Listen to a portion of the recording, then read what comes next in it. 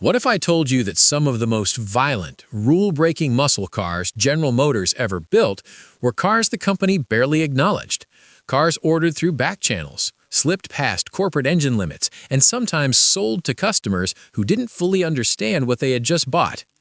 Wait till the end. Most people don't know this, but during the peak muscle car years, GM officially restricted engine sizes in midsize and compact cars. On paper, it looked like corporate responsibility. In reality, it created a loophole culture inside dealerships and through GM's Central Office Production Order System, COPO. And that's where things got interesting. If you grew up in the late 60s and early 70s, you remember the sound. You remember the smell of high-octane fuel.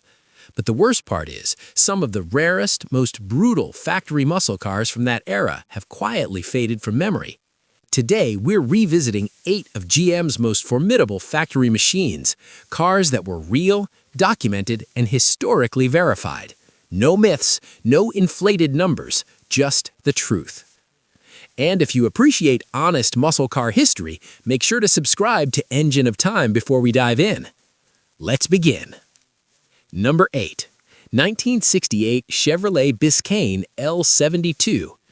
The Chevrolet Biscayne was Chevrolet's no-frills full-size sedan. Vinyl floors, bench seats, fleet car image, nothing flashy.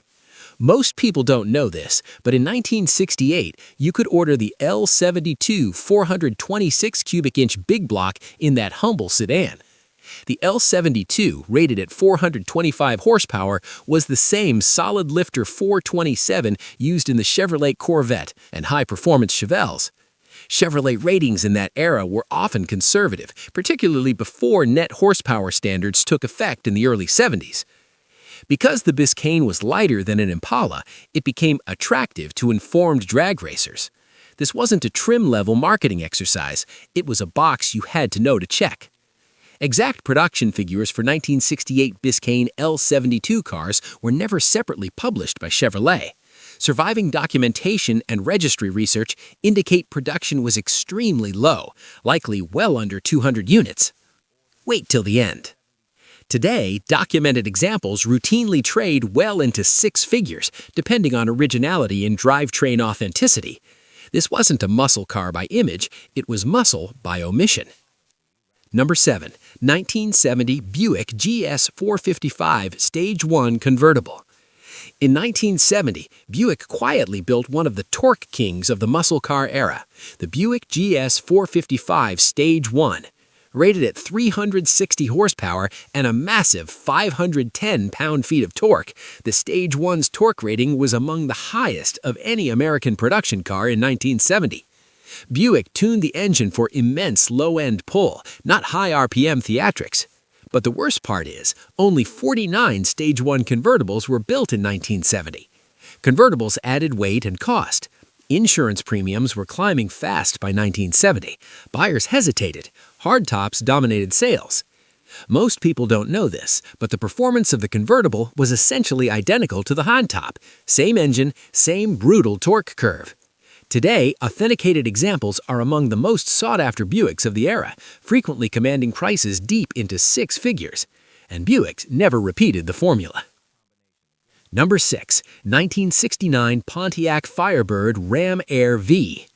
The Ram Air V Pontiac program was never a mainstream street effort. It was an engineering exercise born from racing ambition. The Ram Air V used a 400 cubic inch block with unique high-flow round port heads and tunnel port style intake design. Unlike Ram Air 3 or 4 engines, the Ram Air V was largely a dealer-installed or over-the-counter racing package. Most people don't know this, but Pontiac never published an official horsepower rating for production Ram Air V street cars because there was no standardized production run in the traditional sense. A very small number of 1969 Pontiac Firebirds were delivered with Ram Air V components, often installed at the dealer level. Verified factory-documented examples are extremely rare, and historians agree total street cars number in the dozens, not hundreds. Wait till the end. These cars matter not because of volume, but because they represent Pontiac pushing engineering boundaries right before corporate oversight and emissions regulations tightened. Number 5. 1970 Oldsmobile Rally 350 W31. Oldsmobile took a different approach in 1970. Instead of building another massive big block, it refined the small block. The Oldsmobile Rally 350 with the W31 performance package featured a high-compression 350 rated 325 horsepower. Functional cold air induction, improved camshaft design, and high flow heads allowed it to rev more freely than many larger engines of the day. But the worst part is, buyers in 1970 were chasing cubic inches. Big blocks overshadowed the W31. Production for Rally 350 models totaled just over 3,500 units in 1970, and only a portion were equipped with the W31 package. Most people don't know this, but period road tests showed these cars could run mid-14-second quarter miles, strong performance for a 350 cubic inch package. Today, they're increasingly respected for balance rather than brute size. Number 4. 1969 Chevrolet Chevelle COPO 427. The COPO system allowed dealers to bypass standard option restrictions. In 1969, a very limited number of Chevrolet Chevelles were built under COPO with the L72 427. While Chevrolet officially limited mid-size cars to 400 cubic inches, COPO orders, often placed by high-performance dealers, allowed installation of engines like the L72 and the all-aluminum ZL1. Most people don't know this, but documentation for COPO Chevelles is complex because production was handled through fleet channels, not traditional option listings. Estimates suggest only a few dozen L72 COPO Chevelles were built, making them rarer than their better-known Nova counterparts. Wait till the end. These were drag strip weapons sold through paperwork loopholes. Number 3. 1971 Pontiac GT-37 455HO.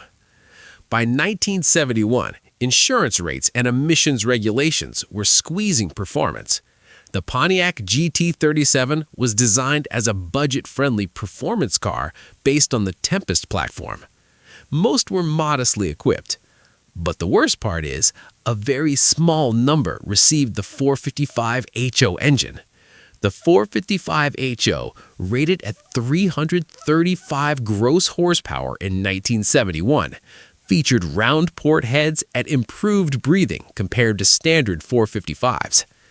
Exact production figures for 1971 GT-37 models with the 455HO are not definitively separated in Pontiac records. Expert research indicates production was extremely low, likely under 60 units.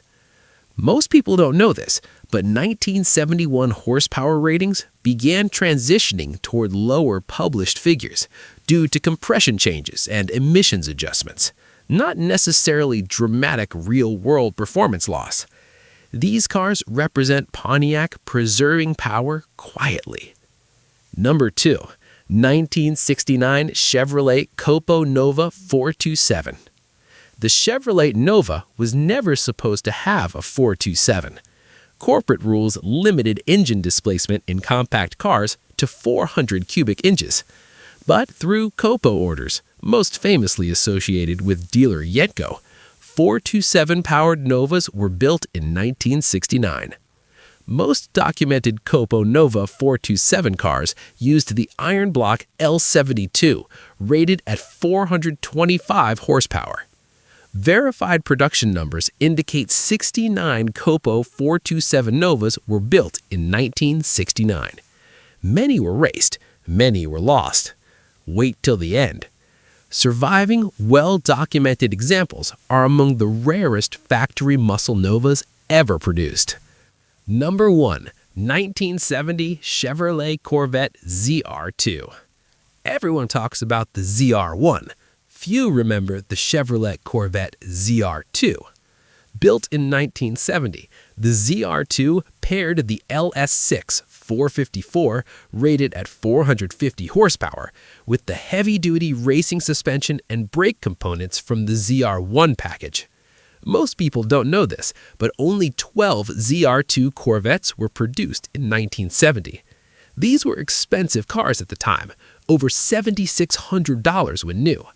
Dealers struggled to sell them because buyers didn't always understand what the package represented. But the worst part is, 1970 marked the peak. After that, compression ratios dropped, emissions rules tightened, the muscle car era faded. The ZR2 wasn't about comfort, it was about capability, and very few people noticed. Final thoughts. If you're between 55 and 65, you lived through this era or watched it unfold in real time.